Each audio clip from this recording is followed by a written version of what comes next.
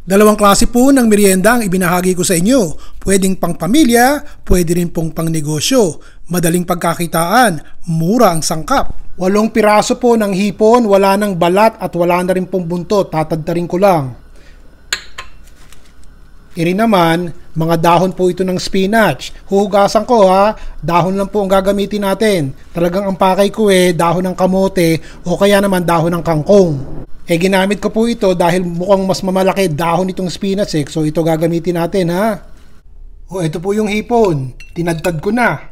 Konting asin, paminta, isang maliit na sibuyas, tinadtad ko na rin ng pinong-pino. Ganun din po ang ginawa ko sa karot, isang maliit na karot. Pagkatapos tinadtad ko rin ng pinong-pino. Napakaliit na siling pula at tinadtad na kimchi. Lagyan natin ng harina. Nagbati po ako ng 2 itlog. Tsaka natin ilalagay din para mabuo. Haluin po natin yan na magkasama-sama. Huwag kayong aalis ha. Hindi ito basta-bastang tortang gagawin ko. Pahabain natin to at magiging malutong po. Mas mainam siguro gumamit na lang ako ng kamay at guwantes. Ayan. Di nagkaig halo ng halo. Kamay talaga ang dapat ipanghalo din Ganyan po ang kalalabasan yan. Sandali. Gagamit po tayo nito. Balat ng lumpia. Baka maitanong nyo kung anong brand ang ginagamit ko. Iri po. 3 patong pala iri Tignan nyo. 3. Bibilugin ko lang po. Gagamitin ko na rin 6 lang ipakikita ko sa inyo ha. At gets na gets nyo na. Ganito po gagawin natin. Hindi ko po itatapon tong ating pinagpatulan. Gagawa po tayo ng sopa sa ibang araw at isasama natin ire. Ganire. Nabilog na. 6 lang po ang gagawin ko sa harap nyo ha. At baka naman na matagalan tayo. Gets na gets nyo na. Basta 6 po yan. Parang ostya. Pagkatapos po, lagyan natin ng konti. Maninipis lamang. Para maging talagang tostado kapag kahit po ipinrito natin. Yun ang kalahating kutsara. Parang sobra-sobra na ganyan. Basta hayaan nyo po na i-flat nyo. Talagang lapad na lapad. Para tostado pag piprito. Ganyan. Dalian ko na. Gagawa natin, kakamayin ko na, magagwantes na ako, ganito rin ang gagawin ko hindi ko na pakikita sa inyo.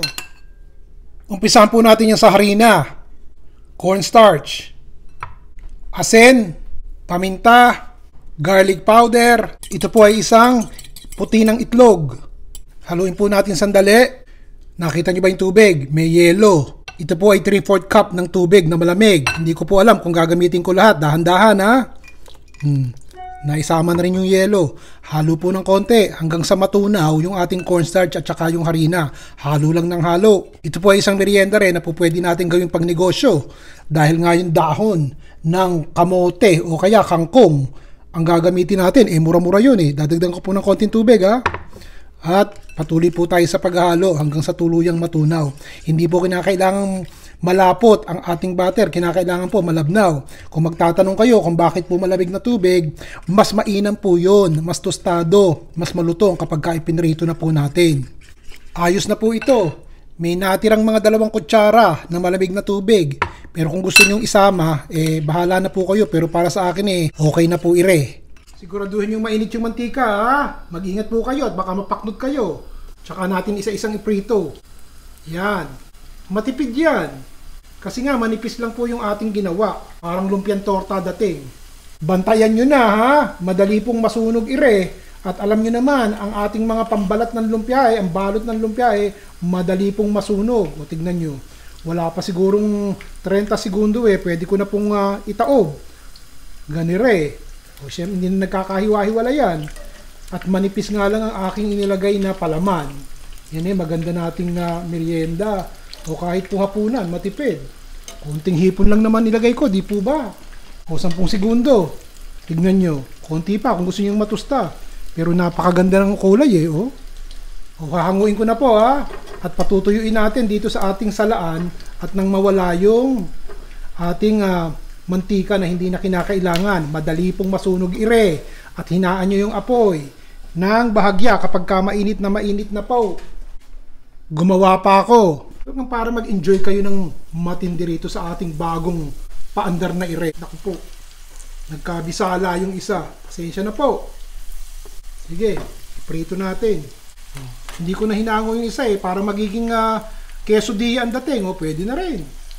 O yan pa. Tignan nyo kung gaano katipid. O tignan nyo to. Palagay ko 20 piraso pa magagawa natin din Hindi ko na pakikita at alam nyo na kung paano ko ginawa. Bago nyo itaob. O, tignan nyo nga. Maganda Yung pong pambalot ng lumpiang ginamit ko, pinakita ko na sa inyo ang tatak. Hindi po ba? Hanguin ko na itong nagkabisala. Tataob ko na uli. Ayos. Patayin ko muna yung apoy At nasusunog na po Napakadaling lutuin. Medyo matrabaho nga lang yung paghahanda. Pero nakita nyo naman kung paano natin inistima ito. Hindi nyo ba kakainin yan? Magaling na merienda yan. Meron po ba kayong dibote? Nagustuhan nyo po ba? O ilagay muna natin din sa aking bughaw na malukong at ng bahagyang lumamig bago po natin istimahin ang pagpaprito ng ating dahon. Kapag mainit na po yung mantika, nakita nyo, nilulubalab ko na itong ating dahon dito sa ating batter. At saka ipiprito natin hanggang sa pumula po. Ganyan lang. Itaob na po natin.